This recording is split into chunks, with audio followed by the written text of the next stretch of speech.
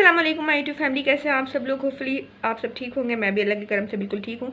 तो जनाब, आज मैं बहुत दिन बाद आपसे शेयर करने जा रही हूँ अपनी रूटीन का ब्लॉग। और जो है वो बीच में मैं कहाँ गायब हो गई थी ये भी मैं आप लोगों को इंशाल्लाह ताला बताऊँगी। अच्छा जी, मुझे आप लोगों से ये कहना था कि जो है वो ये चल रहा है रमज़ान का अशरा मग़फ़िरत, और जैसा कि आज 15वां रोज़ा है तो ये बहुत ही ज़्यादा अहमियत का हामिल अशरा है और इसके अंदर अल्लाह ताला बहुत तेज़ी से अपने बंदों की बख्शिश और मग़फ़िरत फरमाता है। तो अल्लाह ताला इस रहमत और फ़ज़ीलत से हम सबको भी नवाज़े।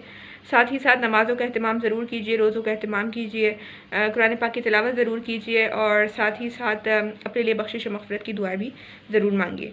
और ख़वातीन के साथ तो एक एडिशनल चीज़ ये होती है कि आप मर्द हज़रात को, घर में बच्चों को, बूढ़ों को सहरी और इफ्तार बना के जो सर्व कर रही होती हैं वो भी एक तरीके से इबादत के ज़ुमरे में आता है, क्योंकि आप रोज़ेदार की हेल्प कर रही होती हैं। क्योंकि रोज़ेदार ज़ाहिर बात है कि सहरी के बगैर से विदाउट सहरी रोज़ा रखना बहुत मुश्किल हो जाता है बहुत से लोगों के लिए, और अगर इफ्तार ना मिले तो नेक्स्ट डे का रोज़ा रखना बहुत मुश्किल हो जाएगा। तो आप एक तरीके से रोज़ेदार की रोज़े में हेल्प करके बहुत बड़ा जो सवाब कमा रही होती हैं। मेरी बहुत सी बहनें साथ में ये भी शिकायत करती हैं कि हमें इबादत के लिए इतना ज़्यादा वक्त नहीं मिलता, क्योंकि रमज़ान के अंदर घर का काम बहुत ज़्यादा बढ़ जाता है।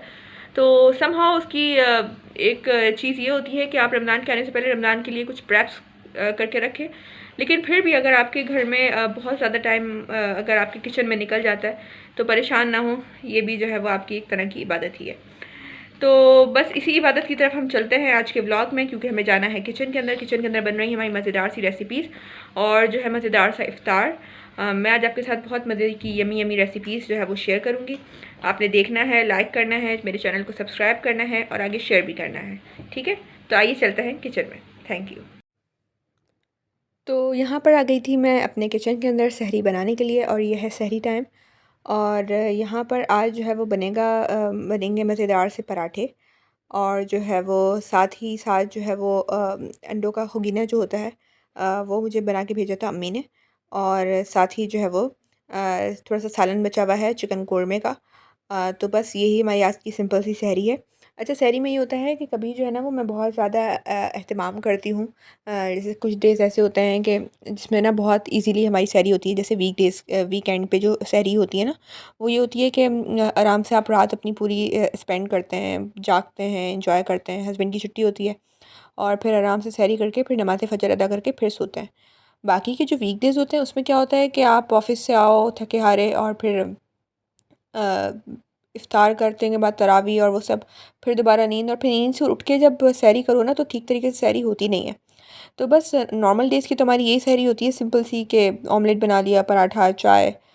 और लेकिन ये है कि वीकडेज़ पे जो वीकेंड के जो डेज़ होते हैं उन पर मैं ज़रा इस्तेमाल करती हूँ। तो बस ये एक सिंपल सा 15वें रोज़े का व्लॉग है। तो बस आप यहाँ देख सकते हैं कि यहाँ गरमा-गरम और नरम-नरम खस्ता पराठे तैयार हो रहे हैं।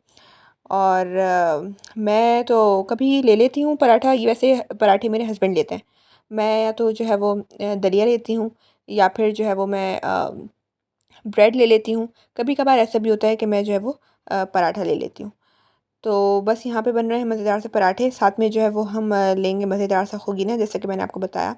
अच्छा, खुगीना में ये होता है कि अम्मी जो है ना वो बड़े मज़े का खुगीना बनाती हैं, और हालाँकि उसमें इतना कुछ ख़ास नहीं होता, वही सिंपल प्याज़, टमाटर और वही सेम घर के बेसिक मसाले जो होते हैं, लाल मिर्च, धनिया पाउडर, हल्दी और नमक। चाहे तो आप उसमें थोड़ा-सा चिकन पाउडर ऐड कर दें, और बस प्याज़ नरम करें, उसमें टमाटर डालें और फिर साथ ही मसाले भी डाल दें, थोड़ा-सा उसे भूनें। टमाटर बिल्कुल थोड़े से मैश टाइप के हो जाएँ तो फिर आप उसके अंदर अंडा डाल दें। आपने मैश करके मैश कह रही हूँ, अ, उसको फेंट कर विस्क करके अंडे ऐड कर दीजिए, और जब अंडे थोड़े से फ्राई होने के करीब हों तो फिर उनको मिक्स कर लीजिए, तोड़ लीजिए। जब रेडी होने के करीब हो तो उसके ऊपर हरा धनिया स्प्रिंकल करके उसे दम पे रख दीजिए। बहुत ईज़ी सी रेसिपी है, लेकिन बहुत मज़ेदार और यम्मी रेसिपी होती है, जैसा कि आपको देख के अंदाज़ा भी हो रहा होगा। अच्छा, मैं ये कोशिश करती हूँ कि मैं जो है वो अपने बच्चों को भी, कसवा अरवा दोनों को, और साथ ही साथ मैं भी और अपने हस्बैंड को भी सहरी के अंदर जो है ना वो खजूर ज़रूर दूँ। अच्छा, बच्चों की जो बात करी उनको तो मैं नॉर्मल डे टाइम में देती हूँ। लेकिन ये होता है कि सहरी के अंदर जो खजूर खाते हैं ना, तो इससे होता है कि आपको अच्छी खासी एनर्जी आ जाती है और दिन आपका बड़ा फ्रेश सा अच्छा सा गुजरता है। तो बस यहाँ पर हो गई हमारी सहरी मज़ेदार किस्म की, अल्लाह का बड़ा शुक्र है। उसके बाद फिर अभी ऑब्वियसली ऐसे तो नहीं सोना होता, तो हम आ गए अपना किचन साफ़ करने। किचन हमने समेटा, और किचन समेटने के बाद फ़जर की नमाज़ पढ़ी, और फ़जर की नमाज़ पढ़ने के बाद तमाम लोग जो करते हैं वही हमने किया यानी कि हम जो है वो सोने के लिए चले गए। फिर जब हम सो के उठे तो फिर क्या हुआ, ये हुआ कि जो है वो हम थोड़ा सा इधर उधर के काम किए, घर वगैरह समेटा और दीगर कपड़ों वगैरह के काम होते हैं, आयरन करने होते हैं, धोने होते हैं, घर की सफाई होती है, वो सब काम किया और उसके बाद आ गए हम एज़ यूजुअल किचन के अंदर अपनी इफ्तारी बनाने के लिए। तो यहाँ पर आ गई हूँ जनाब मैं किचन के अंदर, और यहाँ पर मैंने आते ही सबसे पहले क्या काम किया है कि मैंने यहाँ पर जो है वो तकरीबन 1 कप के करीब जो बूंदी होती है, मैंने रेडीमेड ली थी बाज़ार से, वो लिया है और उसको मैंने 1 कप नीम गर्म पानी के अंदर भिगो के ढक के रख दिया। तो एक काम हमारा ये काम हो गया। दूसरी तरफ जो है वो मैंने तकरीबन यहाँ पे 250 ग्राम्स के करीब चिकन लिया है और उसके अंदर जो है वो मैंने 2 टेबल स्पून लेमन जूस शामिल किया है और हाफ़ टी स्पून उसके अंदर मैंने सिरका ऐड किया है। अच्छा, ये तमाम ऐड करने के बाद इसके अंदर आप हाफ़ पैकेट जो है वो क्रीम ऐड करेंगे और साथ ही थोड़ा सा नमक शामिल करेंगे, थोड़ा सा ज़ीरा पाउडर शामिल करेंगे, साथ ही काली मिर्च शामिल कर दें आप, सफ़ेद मिर्च भी शामिल कर दीजिए। उसके बाद जो है वो आपका ब्लेंडर जार या जो भी आपकी जिसमें आप ब्लेंड करते हैं चीज़ों को, उसके अंदर आप लहसुन के अच्छे खासे जवे लीजिएगा, तकरीबन 7 से 8 अदद और इतनी ही मिकदार के अंदर सेम हरी मिर्चें भी आएँगी। हरा धनिया हो तो भी बहुत अच्छी बात है, हरा धनिया पुदीना में से भी हो, लेकिन अगर नहीं है तो ये दोनों चीज़ें ही काफ़ी हैं। इनको आप बहुत ही कम मिकदार में पानी डाल के, ज़्यादा नहीं डालिएगा वरना मसाला जो है वो सारा पतला हो जाएगा। तो बहुत ही कम मिकदार में पानी डाल के गाढ़ा-गाढ़ा सा आप इसका एक पेस्ट बना लेंगे और उसको भी आप इस चिकन के मैरिनेट में शामिल कर देंगे और इस तमाम मसाले को मिक्स कर लेंगे और इसको जो है वो तकरीबन कम से कम 2 घंटों के लिए मैरिनेट होने के लिए रख देंगे। अगर आप इसको 1 दिन पहले मैरिनेट करें तो इसको अगर आप पूरे रात के लिए रखें तो फिर तो बहुत ही अच्छा टेस्ट आएगा। यहाँ पे हम बना रहे हैं मलाई टिक्का राइस, तो इसके लिए मैंने चिकन मैरिनेट करके रख दिया। उसके बाद आगे मैं पकौड़ों के सब्जियों की तरफ, तो यहाँ पे मैंने प्याज छीली हैं, आलू काटा है और मीनवाइल मुझे अंदाज़ा हुआ कि मैंने जो बूंदियाँ भिगोई थी वो थोड़ी कम थी, क्योंकि आज मुझे अम्मी के घर भी इफ्तार भेजना था। तो मैंने उसको बड़े बाउल में शिफ्ट कर दिया और थोड़ी-सी बूंदियाँ ऐड करके उसमें पानी मज़ीद ऐड कर दिया।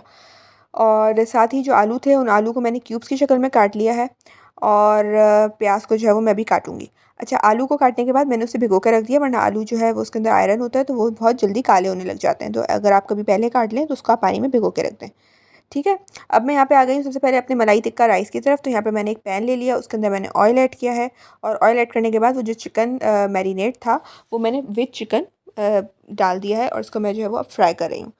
2 से 3 मिनट आप इसे अच्छी तरीके से तेज़ आंच पे फ्राई कीजिए। उसके बाद आप ढकना ढक दीजिए इसका और चाहे तो थोड़ा सा पानी भी ऐड कर दीजिए, बिल्कुल मामूली सा। उसको 15 से 20 मिनट ढक के पकाइए। चिकन आपकी तकरीबन जो है वो 85-90% जो है वो डन हो जाएगी। तो आप जो है एक काम कीजिए कि तमाम चिकन जो है वो एक अलग से बाउल में निकाल लीजिए। कोशिश कीजिए जितना कम मसाला उसके ऊपर लगाओ और निकाल लीजिए। अब यहाँ पे आप देख सकते हैं कि मैंने एक और अलग से पैन लिया है, उसके अंदर मैंने थोड़ा सा ऑयल ऐड किया है और अब मैं उस चिकन को कलर देने के लिए इसको फ्राई कर रही हूँ। चिकन आपकी ऑलमोस्ट डन है, बिल्कुल थोड़ी सी कसर बाकी है तो वो इस फ्राई के अंदर पूरी हो जाएगी। ठीक है?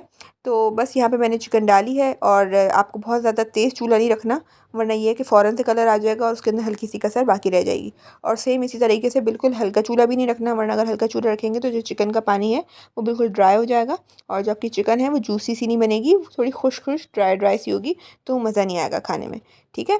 तो मीडियम सा चूल्हा रखा है बस मैंने यहाँ पे, तो यहाँ पे तकरीबन 5 से 7 मिनट के अंदर मेरी चिकन रेडी हो जाएगी और साथ ही साथ जो उसकी कसर है उसके अंदर वो भी पूरी हो जाएगी। तो मेरी चिकन फ्राई हो गई, मैंने चिकन को साइड पे कर लिया। उसके बाद मैं दोबारा आ गई, ये जो मसाला हमने पैन में छोड़ा था, इस मसाले को मैंने दोबारा चूल्हे के ऊपर रखा है और जिस ब्लेंडर जार के अंदर मैंने अपना हरी मिर्चें और लहसुन का पेस्ट बनाया था, उसके अंदर ऑब्वियसली मैंने पानी नहीं डाला था, बहुत गाढ़ा पेस्ट था तो उसके अंदर लगा हुआ था ना, तो मैंने उसके अंदर थोड़ा सा पानी डाल के हिलाया और इसके अंदर मैंने शामिल कर दिया ताकि कोई चीज़ वेस्ट ना हो, इस चीज़ का ख्याल रखा करें। उसके बाद मैंने एक छोटी साइज़ की प्याज ली थी, उसको मैंने बारीक बारीक स्लाइस कर लिया था और वो मैंने इसके अंदर ऐड कर दिया इस मसाले के अंदर। उसके बाद जो है वो मैं यहाँ पे अपने मसाले ऐड करूँगी, जिसके अंदर कुटी लाल मिर्च थी जो है वो 1 टीस्पून, ज़ीरा पाउडर भी था 1 टीस्पून और इसके साथ ही चिकन पाउडर था 1 टेबलस्पून भर के फुल। अगर आपको नहीं पसंद तो आप स्किप भी कर सकते हैं और अगर पसंद है तो आप डाल दें, इससे बहुत अच्छा टेस्ट आता है। बस ये 3 बेसिक से मसाले जाएँगे, साथ ही इसके अंदर काली मिर्च और सफ़ेद मिर्च भी जाती है, अगर आप नहीं डालना चाहते तो आप स्किप कर सकते हैं।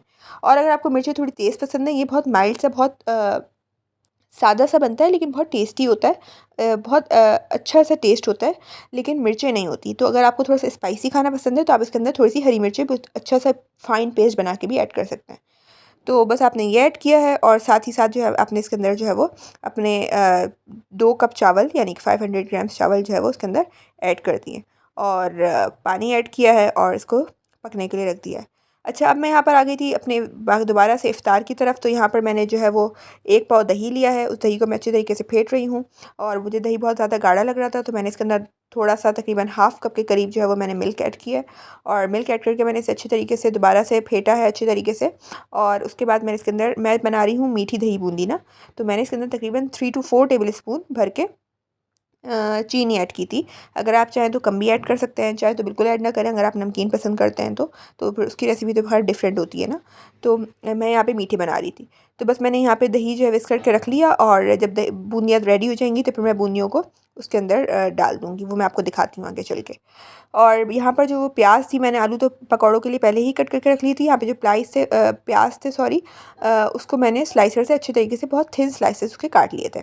काट करके मैंने आलू का पानी फेंक दिया और जो है वो मैंने आलू में डाल के इसको अच्छे तरीके से हाथ से अच्छी तरीके से मसल दिया ना, ताकि इसके जितने भी स्लाइस हैं, स्लाइसर से स्लाइस किए हैं इसको बारीक बारीक, तो उसके वो तमाम खुल जाए। ये अच्छे तरीके से हो गई तो मैंने इसके अंदर जो है वो हाफ़ कप बेसन और पाव कप 1/4 कप जो है वो मैंने इसके अंदर मैदा शामिल किया है। उसके बाद मैंने इसके अंदर कुटी लाल मिर्च, ज़ीरा पाउडर, काली मिर्च पाउडर, पीसी लाल मिर्च, साबुत धनिया, साबुत ज़ीरा और half tea spoon baking powder. ये तो बेसिक मसाला पकौड़ा मिक्स हर एक को बनाना आता है। तो ये तमाम चीज़ें मैंने इसके अंदर ऐड की हैं और ऐड करने के बाद पहले मैंने इसे सूखा-सूखा ही अच्छे तरीके से हाथ से की मदद से मिक्स किया।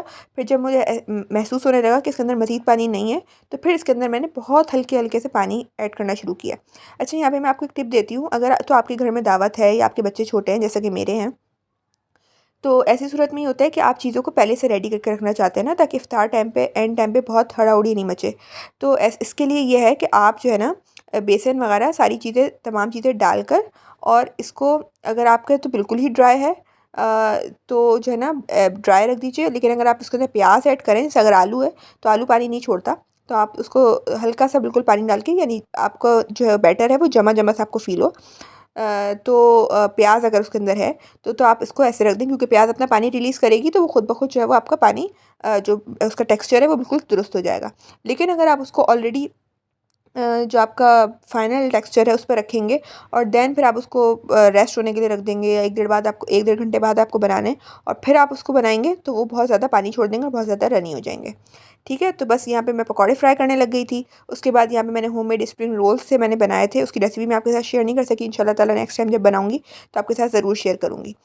तो, तो जो है वो मैंने यहाँ पे स्प्रिंग रोल्स फ्राई कर लिए थे।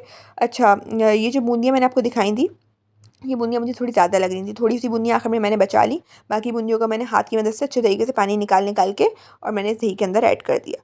ठीक है, उसके बाद जब दही के अंदर ऐड ऐड करके मैंने इसे अच्छे तरीके से मिक्स किया, ऊपर से मैंने शान का 1 टीस्पून चाट मसाला भी छिड़क दिया था। ठीक है, उसके बाद अब आप यहाँ देख सकते हैं कि मेरी तमाम चीज़ें जो है वो रेडी हो गई हैं। अब यहाँ पर जो है मैं अम्मी के लिए इफ्तार पैक कर रही हूँ। तो असल में ये है कि अम्मी और बाबा जान जो है ना वो तो इफ्तार के बाद खाना खाने को प्रीफर करते हैं, क्योंकि वो लोग कहते हैं कि जो है वो अगर इफ़्तार के बाद खाना मतलब इफ़्तार कर लिया जाए पकौड़े समोसे वगैरह, तो फिर खाना जो है ना बहुत लेट नाइट पे भूख लगती है, और लेट नाइट खाना खाएँ वो लोग तो ज़ाहिर है फिर उन्हें भूख नहीं लगती सहरी के लिए।